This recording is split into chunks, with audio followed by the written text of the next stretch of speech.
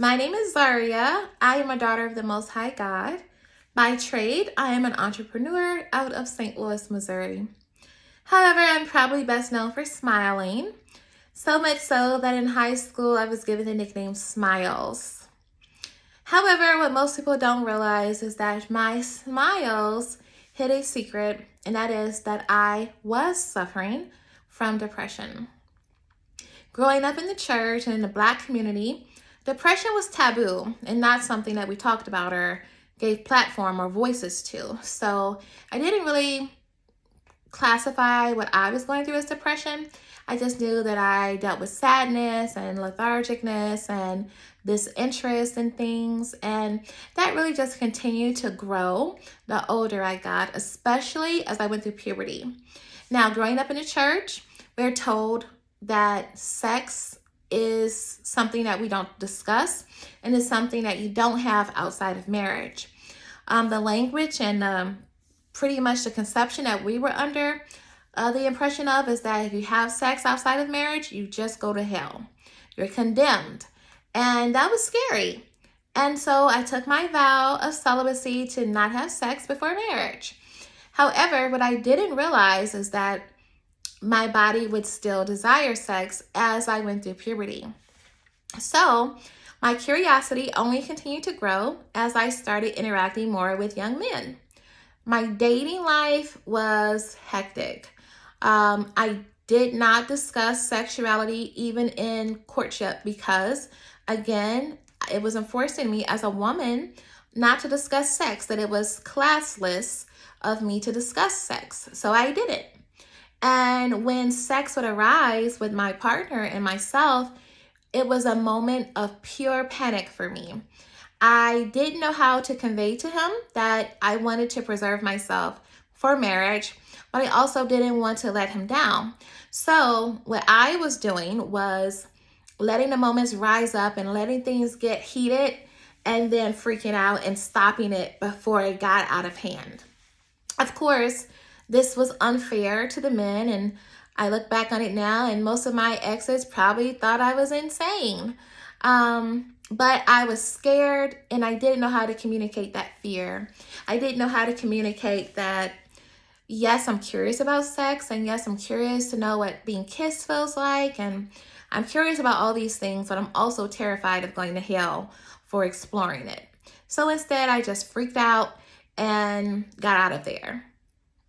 During this time in my life, I was very much into writing, and I would write poetry and journal entries around my experiences. This year, I turned those pieces into a collection of poetry titled A Glimpse Inside the Shell. And one of those pieces depicts a time where I was with my boyfriend at the time and very pleasantly exploring one another, and he pushed me up against the wall and began to touch the nape of my neck, and I'm so excited and feel so amazing. And then out of the blue, this guilt just knocks me in the head, and I shut down and I'm freaking out. I'm screaming, no, no, no, no, no. And I just remember in that moment thinking, like, I gotta get out of here. I don't want to go to hell. I don't want to let God down. And it was a lot of those moments. And my goal with the release of this vulnerable piece of poetry is for other people to know that withdrawing within ourselves is not the answer. It's actually a great deception, because in those moments, the answer is drawing closer to God and taking those fears and those concerns to Him. But when you have such shame and such guilt and such complexity within yourself, you don't feel like you can even take those things to God. I felt like I was not churchy enough for the church, because I felt that because I was curious about sex, that it made me dirty. But I also felt that I wasn't worldly enough for the world because I wasn't having sex, even though I was thinking about sex. And I felt like I did not have a place outside of withdrawing. I had a lot of turmoil and a lot of hidden trauma. Unfortunately, the young man that I was deeply in love with, he, without my consent, took my virginity. And I blamed myself. I said if I had not been so curious about sexuality, if I was better at repressing those emotions and repressing the curiosity and repressing the thoughts, then I would not have fallen in love with someone who would do this, who would take this gift from me and take my dignity along with them. However, that again was a deception and a lie, because it's never our fault when someone takes advantage of us in that way. But again, because I was so deceived by the shame and the guilt, I didn't feel clean enough to go to God and say, God, I am struggling with thinking about sex and being curious about sex and wanting to know more about it. I felt that it made me an anomaly, and I had to withdraw and back away even from him.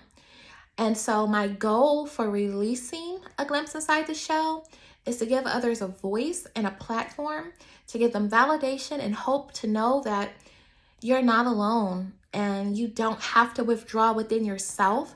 And God actually wants you to draw near to him, to come closer to him. And so if you can see that there's someone out there who gets it, who's been there, who understands, then maybe you'll feel comfortable to come out of your shell and come closer to God and open up to others who, of course, is deemed safe. But just so you know that there is room for you outside of your shell. I really look forward to growing with you guys and healing with you guys and just hearing more about your experiences. God bless you and thank you so much. I look forward to all 2022 has to offer. So long.